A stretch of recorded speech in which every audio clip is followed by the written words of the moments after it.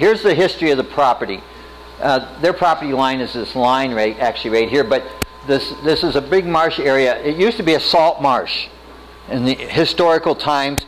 The settlers came in, built a dike across the front of it on the seaward side, drained it, and grew potatoes and vegetables there. It was a vegetable farm for a long time. And then they got old and tired, and sold the place. And the Bullocks bought, this part of the property in the hillside. And they said, "Wow, look at that dikes there, and it's if a beaver happened to build a dam in that pipe there, it would back the water up, and this would become a marsh." And surprisingly, a beaver heard their wishes, built a dam in there. The water backed up and created this big marshy area out of what once was a saltwater marsh and is now a freshwater marsh.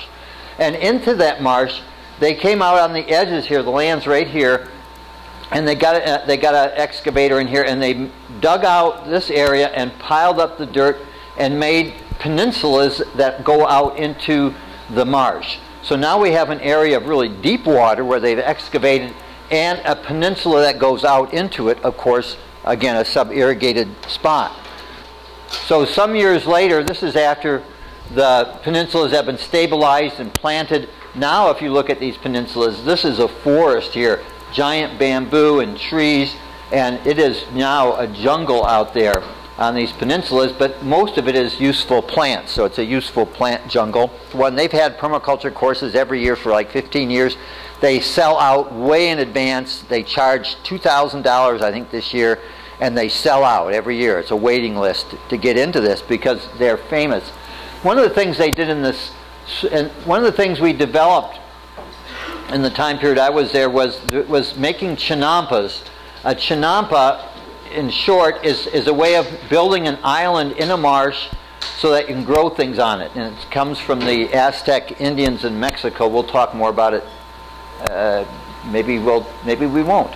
But we'll look for a chance to talk more about chinampas. And so we're building these chinampas in the marsh, and you can see it's pretty shallow. This is the summertime, and we'll see some more pictures of this as they go along. See, here's an older one here. There's a series of them in the land. Back here is bald cypress planted in planter boxes. He just went out there and pegged in some red cedar shakes or boards, wired them together, filled them with swamp muck, planted bald cypress in them, which is a water tree, and they're doing nicely. So it's again getting reforesting the marsh with a water tree, bald cypress. And here a little bit further along in the process.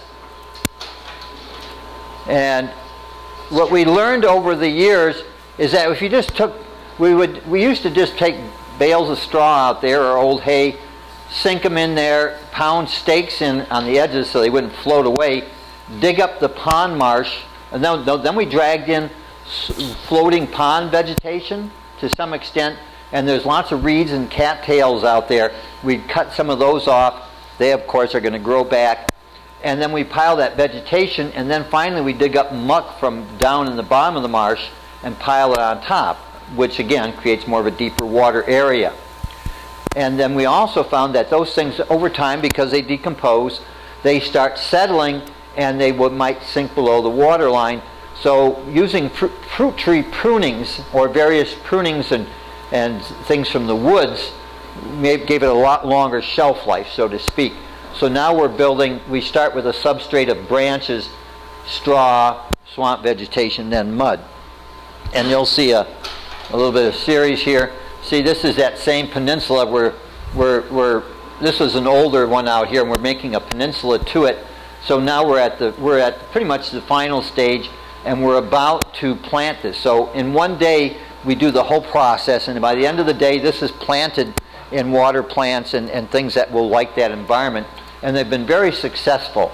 At the end of the time period when we're making these, we then have a swamp vegetation. It's called the bog toss, and it's hard to keep people from getting into it too early, because once they start the bog toss, it's hard to get any work done. So we have to really keep a tight control on the scene. But the bog toss, this is like partway through the bog toss. There's a lot of people running around out there having a great time. This guy got thrown in repeatedly. He loved it. And so it's a great fun time. So if you have a marsh, yeah, so we'll come back to a punchline here in a minute. Oh, this is a horrible picture because of the light here, but this is Sam Bullock and Douglas Bullock, two of the Bullock brothers here, just recovering from the swamp fight. And there's a shot of some of the chinampas that are more established. You can see they become islands of vegetation.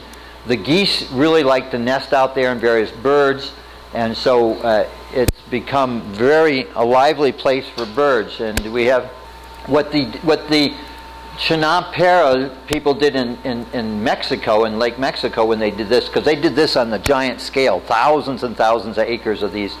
There'd be a channel, and then the island, and then a channel, the island, so the lake ended up being divided. And to hold the banks in place, they would plant trees, alders I think particularly, all along the edges of the chinampas. Theirs were quite a bit bigger. Maybe they were as wide as this room, trees planted on the edges. And every couple of years they dredged the channels in between and pile that rich muck onto the island. So even if the island's sinking a little bit, they're doing things to augment it. So it's a little bit, theirs is a really high production system. This is more of an ecological system. They're not after high productivity for money. So whenever I give this presentation, there's always some people in the audience that are going, oh my God, humans are out there messing around in the wetlands. They're messing with nature. Things are going, that's bad. We've been taught that, we're not supposed to mess in the wetlands. And that's because humans have messed with wetlands in a lot of bad ways in the past. We've drained a lot of them. We've messed a lot of them up. What happened with this, because it was just a bare field, then it became a marsh. Because we're taking some swamp vegetation off and cutting some swamp vegetation, it's kept a lot more open water in the system than would be there naturally. It's created more of deep water and shallow water. There's more variability. It's created protected areas, and as a result, that some years back they discovered that that area has more bird species than any other site in Washington state. And birders come from all over the place to come there and bird and see this wonderful environment that is so productive and such a great piece of ecology. And it's because the permaculturists were messing around. So with the take-home message is that humans can actually work with nature to create systems that are better, or at least, I wouldn't say better than nature itself in a sense, but that are really good. And we need to take, so this isn't to say that humans should go into our current good systems and mess around in them, but humans need to rehabilitate all the damaged ecosystems, and we can make a productive system that is really rich for the ecosystem and for the species as well as for us. So that's what our aim is. Good for everybody else and good for us. On here. So this is a water catchment system for dryland areas. This is in Kihei, Maui. Dry lava. The main vegetation in the area is giant cactus. Very, very dry, 5-inch rainfall zone. And this guy, permaculturist, wants to have a food forest. So he made I think it's a 1/4 acre rain catchment system. And every now and then in it, there's a mound with a fruit tree planted in it. So when it rains, all the water is running off here and down to one end. But these are fed and watered through a drip irrigation line that waters the trees. He captures enough rain in this system to irrigate an acre or so, I think it's maybe even 2 acres of fruit trees from the runoff area. And his name's John Pollock, and he's showing off an ice cream bean here. You can't grow that in Montana, but it's a nitrogen fixing edible potted legume. And So he gets excellent production in the fruit trees that are within the actual runoff area. And then this is, it's hard to see, but there's probably a 6-inch diameter pipe down in here. At one end, all the water rushes down here.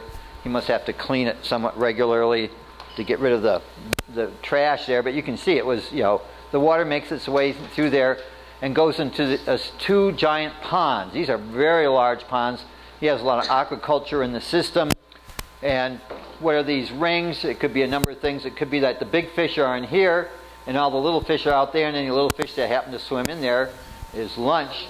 Or maybe that the part of the good system you saw, well, you haven't seen Sepp Holder's video yet. He likes to create areas where the small fish can be safe from the predators. So either that, one or the other, but it can separate different sizes of fish by having different netting systems in there. But anyway, very, very large pond. This is what happens when you get a leak in it. Oh, not so good. So, how long is the pond liner going to last? How well do you put it in? That's just a cheap plastic there. So that's nothing very special. This is a little bit on swales. So swales are famous in permaculture. Not everybody understands what they mean, but once you see a few pictures, it helps. There are a series of ditches across the countryside on contour, dead on contour, so that this is in New Mexico, and when it rains, you can see you get a lot of erosion. You do get a lot of runoff of water systems because they have high volume episodic rainfall flash floods. Perfect system for swales. So whenever there's sheet water coming across here, because this is uphill, here's our berm is usually on the downhill side, all the water is going to go in there, and then it will sink in to the soil, and then you plant trees all along this berm here for to soak up that water and make use of it. And the higher the rainfall, the steeper the ground, the closer together your swales have to be. So you have to size how big are the swales and how close together are they is dependent on soil conditions, rainfall conditions, lots of different variabilities in there. But you see, here they're doing one just by hand. And they're never usually just one swale in the landscape. Usually it's a series of them going downhill. So this is a cutoff schematic here. Here's our berm. You can plant things above the swale or below the swale, but the water that sinks in, it means that you have a zone of extra water in the landscape that goes on contour.